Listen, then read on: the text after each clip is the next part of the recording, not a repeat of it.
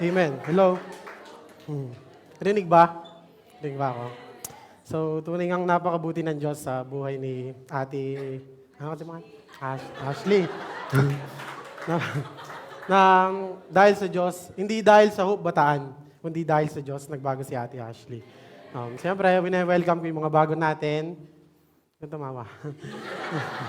Yung mga bago natin at yung online world, siyempre. So, muli, welcome ko kayo sa ating first ever youth service ngayong 2025. Palakpakan natin ang Diyos. Siyempre, papakilala muna ako. Ako po si Bro Edrel Sazon. Ang magbabahagi ng salita ng Diyos. So, bago ang lahat, let us pray. Hallelujah, Lord. Hallelujah, God. Dakilang Ama, maraming salamat, Panginoon, Lord God, sa hapon, Panginoon, na pinagtagpo-tagpo niyo kami, God. Maraming salamat, Panginoon, sa mga buhay ng kabataan ngayon, Panginoon, Lord God, na naglaan ng oras sa iyo, Panginoon. Dalangin ko lamang, Panginoon, Lord God, na buksan mo yung mga puso nila, Panginoon, Lord God, na yumabong nawa, Panginoon, Lord God, yung itatanim ng Diyos sa kanila, Panginoon, Lord God. Panginoon, gabayan niyo po ako, Panginoon Lord God, at huwag niyo po akong hayaan, Panginoon Lord God, na mag-rely, Panginoon, sa sarili kong kaalaman, Panginoon. Maraming salamat, God. Sa iyo po lahat ng papuri at pasasalamat. In Jesus' name we pray. Amen. Palakpakan natin ang Diyos. Amen. So, na-bless ba kayo sa worship? Amen. Gusto niyo pa? Gusto niyo pa? Tara. So, konting recap na yung tinuro sa atin ni Kuya Jay, which is yung we are called for a purpose. So ano nga ba yung purpose natin dito sa mundo? Sinong may alam? Ano yung purpose natin sa mundo? Wala? Sino may alam ng purpose natin dito sa mundo? Kuya Jay, anong purpose natin dito sa mundo? Nagtatask eh. Ikaw. Ano?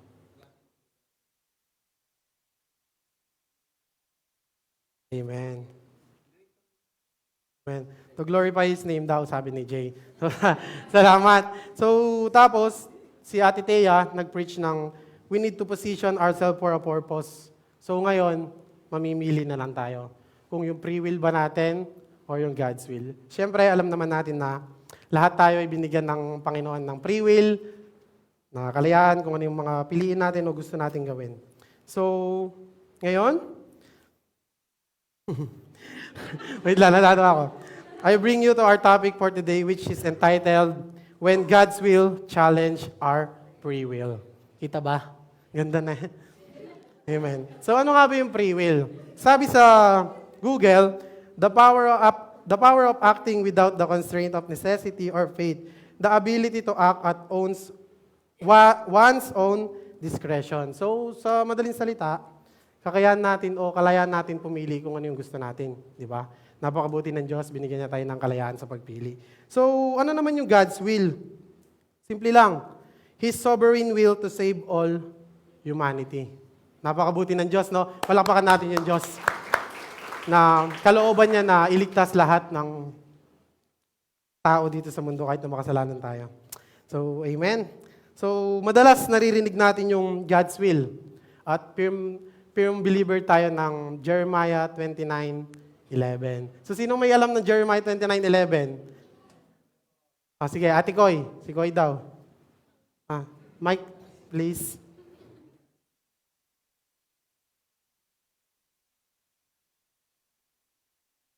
Sige lang, kasama na lang.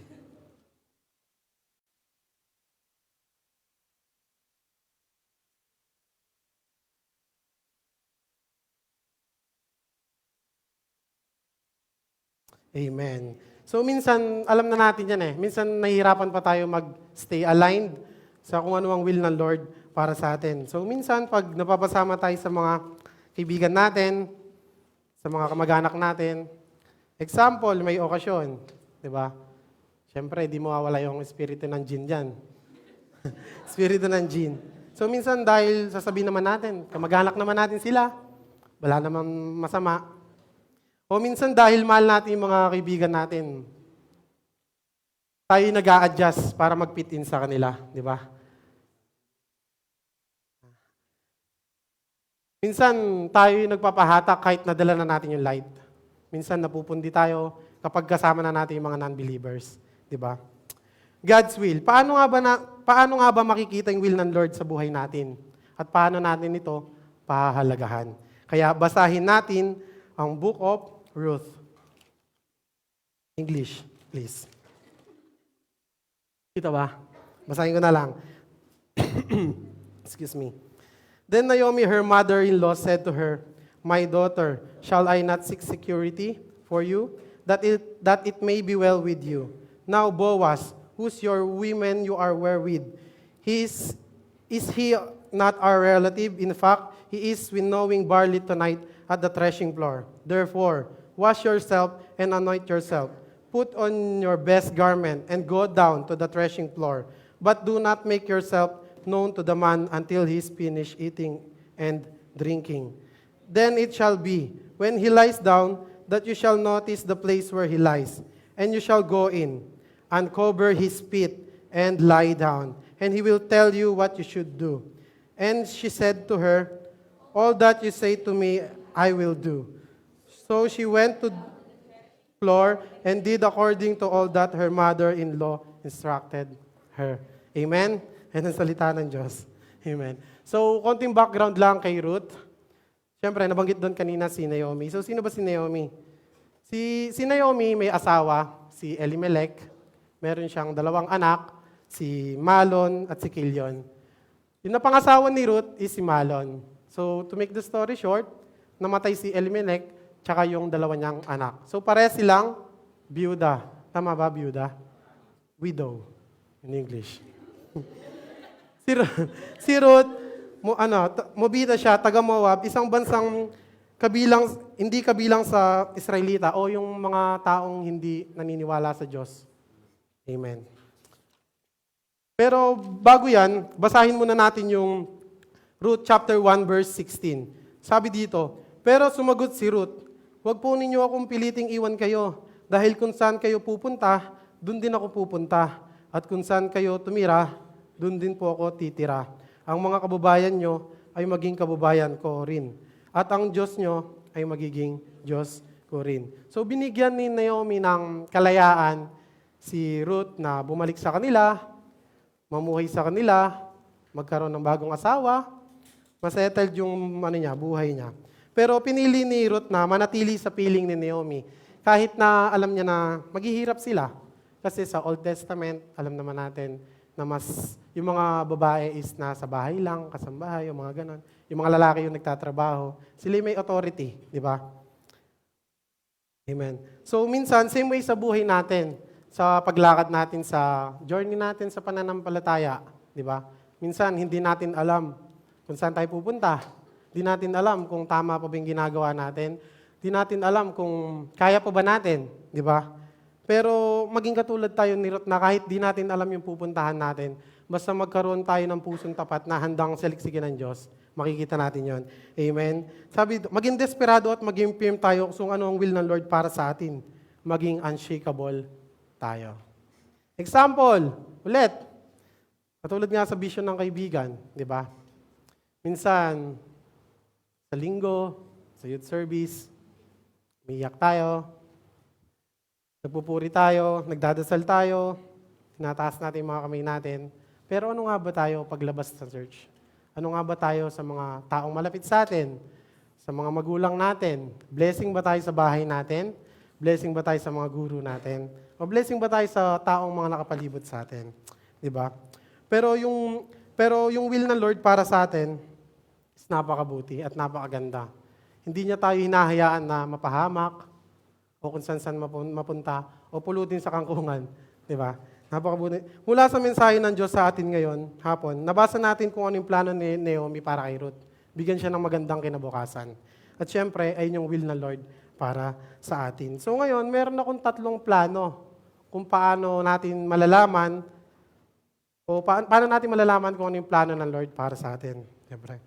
Yung point number 1 natin is to be in security. Hindi to be in insecurity, to be in security. So sabi dito, basahin natin sa Ruth chapter 3 verse 1. Then Naomi, her mother-in-law, said to her, My daughter, shall I not seek security for you, that it may be well with you? Minsan madalas naiisip natin yan, di ba? Na parang gusto natin ng assurance, parang sa jowa. O kaya, parang gusto natin ng assurance. Pero, for us to be secured, that is God's will. Katulad ng Diyos, ayaw niya tayong mapahamak, kung saan-saan mapunta, but He wants the best for us. Amen? So, example, sa pagpili ng ililigawan, sa pagpili ng boyfriend, girlfriend. Sino naghanap dito? Taas kamay. Huwag muna, bata pa kayo. Minsan, darating tayo sa punto na maliligo tayo ng babae na hindi pa naman natin ganong kilala. Pero iba pala yung reliyon niya. Ano ba sabi ng Lord, di ba? Huwag tayong makikipag hindi natin kasi ng pananampalataya. O kaya, minsan, darating yung kunyari, may life group. Nakaset na yung life group ahead of time. Tapos, umuwi yung kaibigan mo galing America. Maraming chocolates. Maraming chocolates. Nag-aya siya, kinabukasan. Sakto, life group nyo. Anong pipiliin mo? Ang pagnanasa ng laman mo o ang will ng Lord para sa buhay natin? Di ba? Maraming mga examples dyan, pero dalawa lang yung pagpipilian natin, di ba? Kung will ng Lord o will ng katawan natin, di ba? Kaya binigyan niya tayo ng security, which is Jesus Christ, para maramdaman natin na secured tayo. Makilala natin siya, di ba? So basahin natin sa John 14:6. Tulungan niyo po ako. Sabay-sabay po tayo. Ako na lang. Sumagot si Jesus, ako ang daan, ang katotohanan, at ang buhay. Walang makakarating sa Ama, kundi sa pamamagitan niya. Amen? So by knowing Jesus, we could receive the security that comes from Him. Diba? Mula sa identity natin hanggang sa pagkakaroon ng buhay na walang hanggan. Sapagkat ang nais ng Diyos para sa atin ay mapabuti. Example, kunyari, meron na tayong Jesus Christ na receive na natin. Minsan, marami tayong hinahing na, kamusta ka na? Eto, okay lang, maraming problema, maraming pagsubok, maraming pinagdadaanan. Kahit na meron tayong Hesukristo sa buhay, minsan ganun yung mga lumalabas sa bibig natin, di ba? So, bago tayo tumuloy doon, so alam nga ba natin yung pagkakaiba ng problema at pagsubok? Alam nyo? Yung iba? Alam nyo, guys? Alam daw. Sagot naman kayo. Alam nyo? So, konting share lang. So, kumbaga, yung problema, galing kay Kuya Mindong tayo. Yung problema, minsan o madalas galing sa sarili nating desisyon yan eh. Katulad na lang ng, lahat naman tayo, halos karamihan dito, nag-aaral, di ba? Kunwari, mag-e-exam, bukas, 3:00 ng hapon. Ngayon, magre-review ka ng kinagabihan. Inaya ka ng mga kaibigan mo, tara, gala mo na tayo, huwag ka na mag-aaral. Mandaya ka na lang. Minsan, may mga ganun tayong kaibigan, no? Iwasan nyo yung mga yun. Bad sila. Excuse me. So, ayun. So, dumating yung exam day, nangopya ka, nahuli ka ng teacher, nag-guidance ka, bumagsak ka. Malaking problema. So, ano yung pagsubok naman? So, yung pagsubok, ito yung mga hindi natin inaasahan na pangyayari. Tulad ng lindol, bagyo, tag-ulan, tag-init. Minsan, pag tag-ulan, umiinit. Minsan, pag tag-init, umuulan. Di ba? Yan yung hindi natin mga inaasahan pangyayari. Di ba? Hindi galing sa Kanya yung mga masasamang bagay dito sa mundo. Pero minsan, inaalaw ito ng Lord para matest yung faith natin. Siyempre, kung malalaman niya kung totoo ba tayo o hindi. O minsan naman, meron mga taong mayayaman. Diba? Mayayaman. Parang halos sila o yung mga matatalino, hindi na nila kailangan si Jesus Christ, diba? Parang minsan, masarap na yung buhay ko eh. Pagising ko sa umaga, ulam ko, bacon, egg. Di ba? Minsan, tatakbo na lang yung buhay nila sa paggising nila sa umaga, kakain sila, papasok sila, mag-aaral sila, mag-exam sila, uwi sila, magsa-cellphone sila, gagawin nila yung mga gusto nilang gawain. Paano naman si Jesus Christ? Minsan nasi-set apart si Jesus Christ dahil sa sarili nating kagustuhan lang, di ba? O yung flesh natin. Kung baga nasa-satisfy yung flesh natin, nasi-set apart si Jesus Christ, di ba? So pag minsan naman, smooth sailing yung buhay natin, smooth sailing. Parang ayos lang. Minsan nakakalimutan pa natin si Jesus Christ, di ba? Pero kapag nakakaranas tayo ng problema o pagsubok, siya yung din naman tinatawag natin, di ba? So, ayun yung unang plan. So, point number 2 natin, o yung plano, is to be in righteousness. Amen. So, basahin natin sa Ruth 3:3.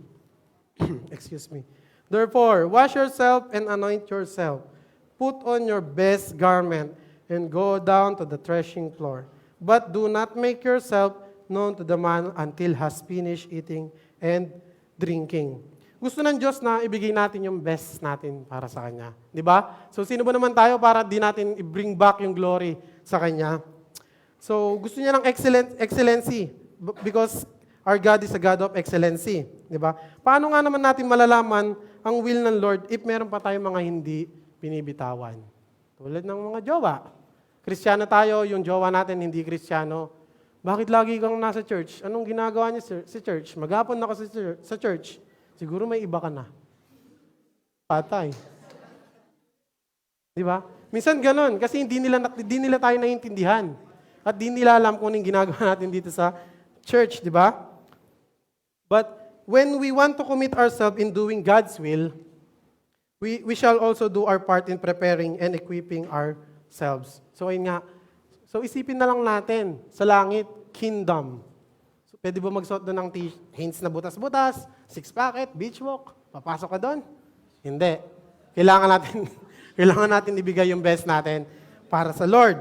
Sabi doon, therefore, wash yourself. Purification. Ano yung purification? Paglilinis, di ba? So alam niyo yung tako sa bilyar. Tako sa bilyar. Yung ginaganon. Masarap bang gamitin yun kung magaspang? O di nasugat ka. Pero kailangan yun makinis. So same way sa buhay natin. Kailangan natin kinisin yung sarili natin. Kailangan kinisin ng Lord yung sarili natin upang magamit niya tayo sa magandang paraan. Di ba? So ano naman yung sanctification? Pagiging banal. Pagiging banal. Hindi tayo kailanman magiging 100% banal, pero kung yung itatry natin, yung best natin, yung 100% natin sa Kanya, sa tingin nyo, matatouch ba yung Lord sa atin? Di ba? So, amen. So, basahin natin yung Santiago 4, chapter 4, verse 8. Sabi rito,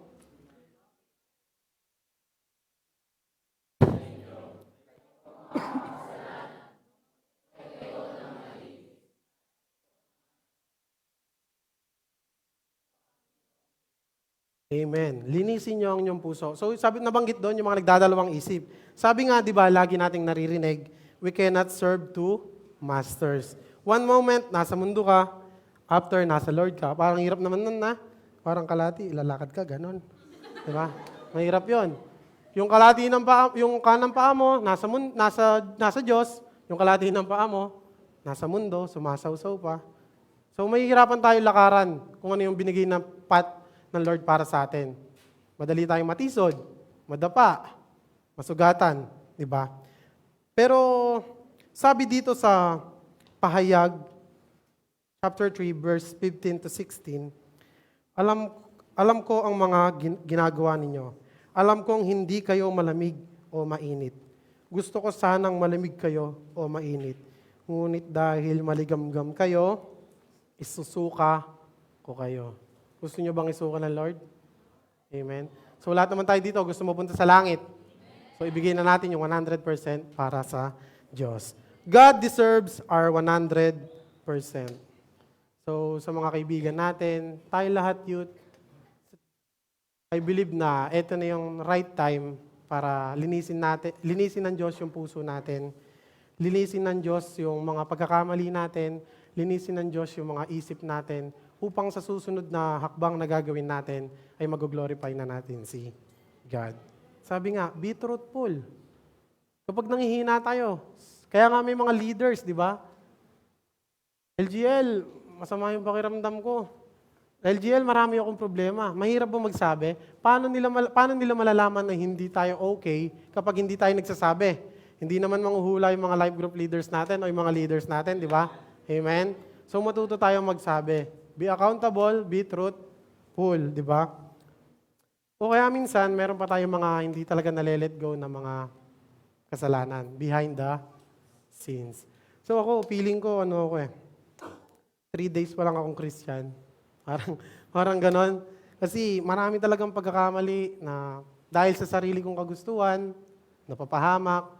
Dahil sa sarili kong kagustuhan, nawawala. Gumaganon. Alam niyo na yun. So, sa tingin ko, eto na yung tamang oras para magbago tayo. Eto na yung tamang oras para alisin natin yung mga weeds natin sa buhay, yung mga hindi dapat karapat-dapat sa Diyos, o yung mga Diyos-Diyosan natin sa buhay. So, lagi naman nababanggit yung mga Diyos-Diyosan natin sa buhay. Pwedeng pamilya, jowa, kung ano pa man, basketball, yan, sa mga mahilig mag-basketball dyan. Minsan, makikita mo yung live group mo, hindi umattend. Tapos nakikita mo, nagbe-bekant. Nakikipagpustahan, 30-30. Di ba? Parang, ano yung bekant? So, mahirap talagang lakaran yung will ng Lord. Pero sabi nga sa kanta kanina, di ba? Jesus ang pangako mo, ako'y di mag-iisa. So hindi, thank you. So hindi inayaan ng Diyos na mag-isa tayo. Pakiramdam mo man na parang may kulang, pakiramdam mo man na marami kang problema, huwag niyong hahayaan na masira yung isip niyo na kayo lang mag-isa. Bagkus, nandito yung Diyos, kasama niya tayo. Open arms siyang, tatanggapin niya tayo. Amen? Amen. So, sabi kanina sa verse, and anoint yourself. Ito ba dyan? And anoint yourselves. Sabi dito, ihanda o italaga o ialay ang ating sarili para sa tiyak na layunin. Ihanda ang sarili para sa isang mahalagang gawain o tungkulin. Huwag na tayo maging pamilyar o huwag tayo maging pamilyar sa mga ginagawa natin. Minsan kasi, nagde-devotion naman ako, nagpe-pray naman ako. Pero minsan, nagiging pamilyar na lang tayo. Hindi na napiplease yung Lord sa ginagawa natin. Parang, kamusta ka? Nagde-devotion ako, consistent 1 month. Diba? May mga ganon. So, kailangan, huwag tayong maging pamilyar, bagkus magkaroon tayo ng expectant heart na meron pa. There's more. Diba? Amen? Amen. So, ngayon, sabi din kanina dito, put on your best garment. Be in your best shape. Be in your best spirit. Diba? So, ayon nga sa sulat ni Pablo sa Epeso, basahin natin ng Epeso 6, chapter 6, verse 10 to 11. At bilang pagwawakas, magpakatatag kayo sa Panginoon. Sa pamamagitan ng dakila niyang kapangyarihan, gamitin niyo ang lahat ng kagamitang pagdigma na ibinigay sa inyo ng Diyos para malabanan niyo ang mga lalang ng dyablo. So ano nga ba yon? Yung mga kagamitang pandigma na kaloob ng Diyos. Unang-una is helmet. Helmet o yung tinanggap nating kaligtasan. So, come on, helmet.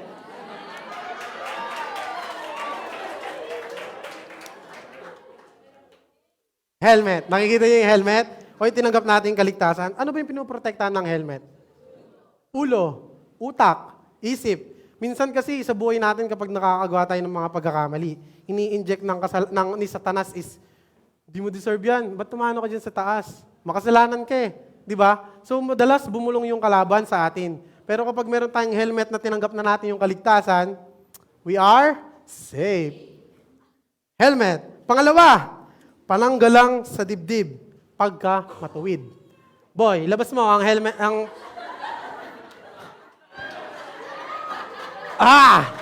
Salamat, brother.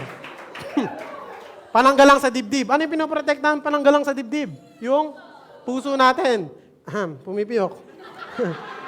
Kasi yung puso natin is deceitful. Ano ba yung deceitful? Mapandin lang o madaling madaya, di ba? So sabi dito, ingatan nyo ang puso nyo para maagawa kayo ng mabuti. Sa tingin nyo ba kung hindi mabuti yung puso nyo o kung hindi malinis yung puso nyo, makakagawa ba kayo ng mabuti? Amen. Di ba? Hindi. So, konting share ko lang nung nagpunta kami ng Orion. Medyo, siyempre, nag-aaral ako ng teaching ngayon. Chinat ako. Punta tayong Orion. Nagdalawang isip ako. Kung mag-aaral ba ako o sasama na lang sa Orion. O de, sumama ako. Tapos, nung nakita ko na yung sitwasyon doon, lalo na si tatay kanina nung umaten, meron siyang malaking bukol. Bukol dito. Napakalaki. So kung yung puso mo hindi okay, parang normal lang yan. Maraming may sakit na ganyan. Meron nga, walang paa, walang kamay. Di ba? Pero kung yung puso nyo okay, mararamdaman nyo yung compassion ba na tinatawag sa mga tao na anak ng Diyos. Susunod. Sinturon. Boy, ilabas mo ang sinturon natin dyan. Sinturon ng katotohanan na we are saved. Wait lang, suot ko lang. Baliktad Sinturon ng katotohanan. So madaling alin tulad to sa sinturon na ginagamit natin para hindi maubad yung mga pants natin. Same way sa buhay natin. Once na tinanggap na natin yung salvation o si Jesus Christ, kailanman hindi na mahuhubad sa atin yon. Sabi nga, di ba, magugunaw yung mundo pero yung salita ng Diyos, hindi mawawala. Amen. Palakpakan natin ng Diyos! Susunod. Sapatos. Sapatos ng pagiging handa sa pangangaral. Ilabas yan. Ay.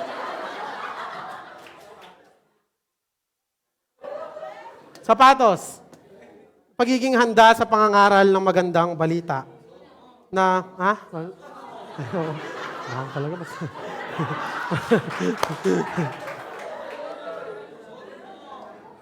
Sapatos, saglit. Pwede na tong isa.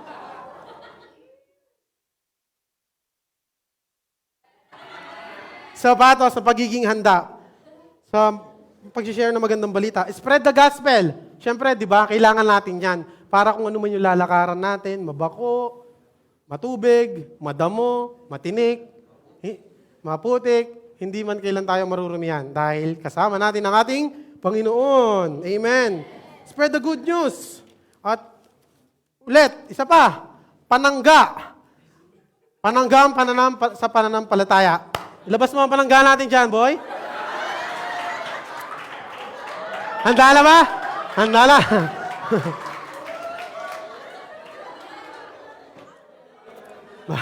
Bakit ako napunta dito? Amen. Panangga ng pananampalataya. So, fix our eyes on Jesus. At bakit nga ba advance yung shield? Bakit advance yung shield sa atin? Para protektahan tayo sa kung ano ba mga pagsubok natin, mga problema, o yung lalang ng diablo para sa atin. Kung atakin man tayo, at least we are protected because meron tayong pananggala ng pananampalataya. At kung meron kang firm na pananampalataya at matibay na pananampalataya, anumang dumaan sa iyo, bagyo, lindol, baha, mananatili ka pa rin sa Diyos. Amen. At last but not the least, espada, salita ng Diyos. Ilabas mo ang espada.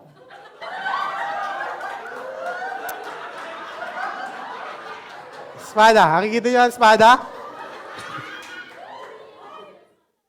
Handa, no?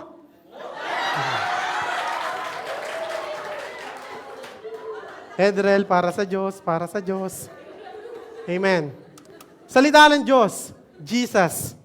We are wonderfully made, di ba? Minsan kasi inaatake tayo ng mga kalaban So, pero yung salita ng Diyos, ito yung panlaban natin, di ba? Sa kung anumang mga lalang ng diablo, ang handang labanan tayo. Pero ganun pa man, dahil kompleto na ang aking suot, handa na akong makipaglaban sa lalang ng diablo. Amen? Handa na rin ba kayo? Amen. Amen. Tama na to. Salamat. Palapakan niyo naman si Kuya Vincent sa napaka-supportive niyang Kanina pa siya diyang alas 9 ng maga. Hinahanday niya talaga to. So, amen. Mahirap nga pa lang talagang yung paa mo nasa Diyos, yung paa mo nasa mundo, no? Di pantay. Oh?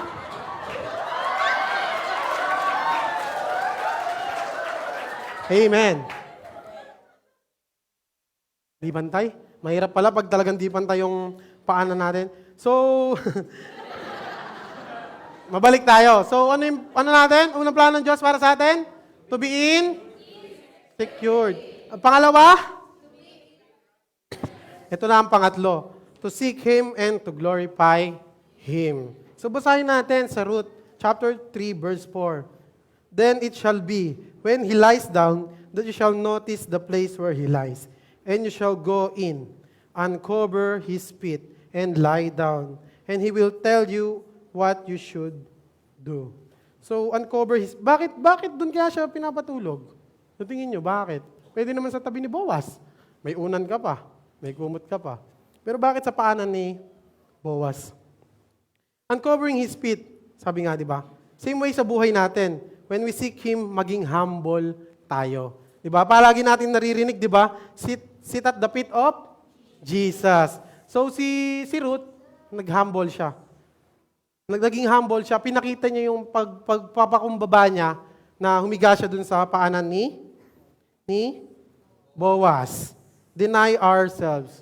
So yung pagpapakumbaba, yung pinakamagandang ano dyan is deny ourselves. Di ba?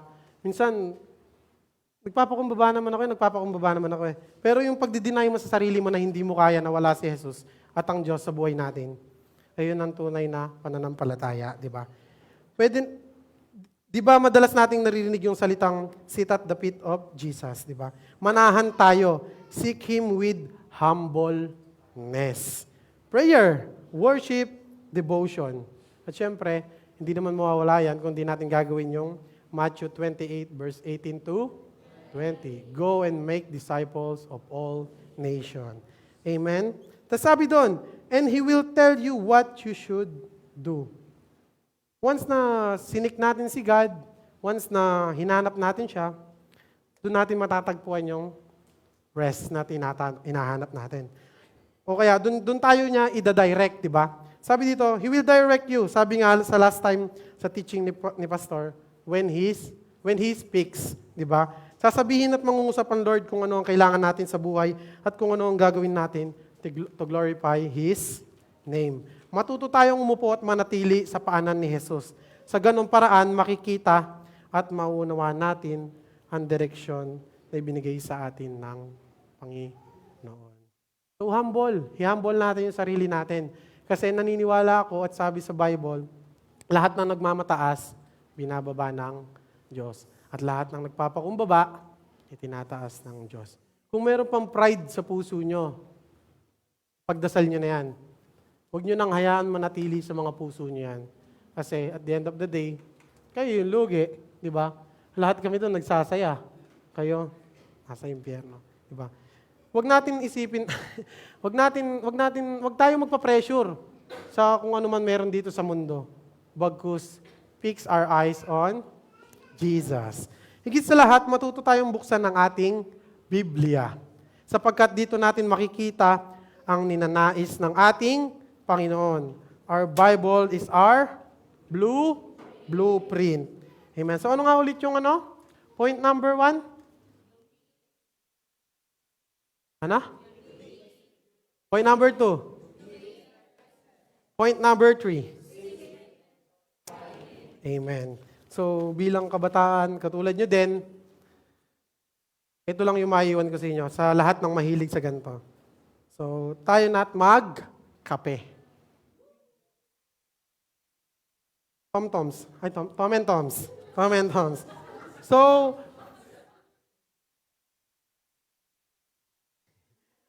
K stands for no. Or alamin natin yung identity natin. Ngayong meron na tayong Jesus Christ, alam na natin kung ano yung identity natin, kung ano yung purpose natin. Di ba? A, align. Nakalagay na pala lahat? Nakalagay na pala lahat? Align ourselves to Jesus. Mag-submit. Huwag natin hayaan na malilis tayo ng landas. Mahirap nang bumalik, pero madaling umalis. Panatiliin natin na rooted tayo sa Panginoon. Katulad nga ng isang puno, kapag kahit na gano'n lang kalit yan, pero pag malalim yung ugat, kahit anumang pagsubok, problema, dumaan, kailanman hindi yon babagsak o tatahog. Same way sa buhay natin, mag-rooted tayo sa ating Panginoon. At susunod is, nandyan na nga, hindi pa basahin. Have constant communication with God. Ayun yung communication natin. Laging example to eh. Kunwari, wala si Gab dito. Kunyari, sino may pamilya dito na nasa ibang bansa? Si Shana, paano kayo nag-uusap ng mama mo? Video call, messenger. So same way sa buhay natin. Kapag gusto natin makausap si God, through prayers, di ba? Kailangan nating magdasal. At yung Kristiyanong hindi nagdadasal is patay. Dead. Tama. So, he is embrace his calling boldly steps on God's will with faith. Trust the Lord. So, kung ano man yung pinagkatiwala sa atin, yakapin natin. Diba? Yakapin natin na mahigpit at wag na natin hayaan na mawala sa atin yung binigay ng Lord para sa atin. Diba? So, muli, kung gusto natin malaman at saliksikin ang will ng Lord para sa atin, tayo na't magkape. Amen?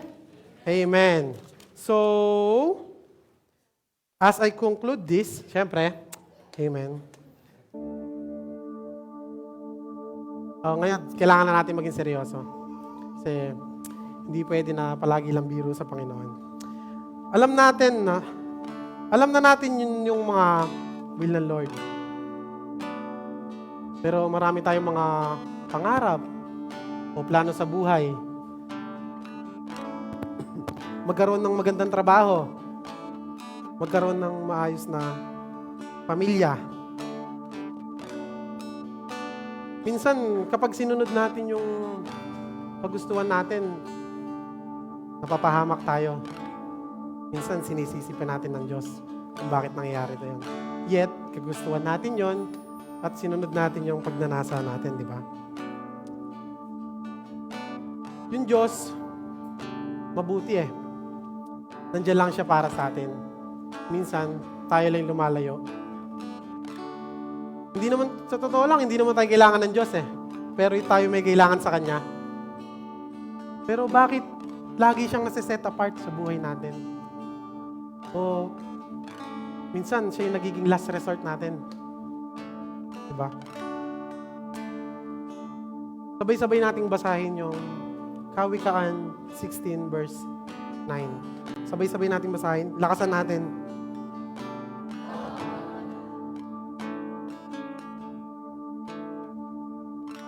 Tulad nga ng sabi ko kanina, marami tayong mga pangarap, mga gusto sa buhay, pero kung hindi gusto ng Lord para sa atin yun, hindi niya ito ibibigay. Kapag nag-pray tayo sa Kanya, may 3 sagot. Yes, no, and wait. Pero isa lang yung masisigurado ko sa inyo, na magkaroon tayo ng kaligtasan at kasiguraduhan.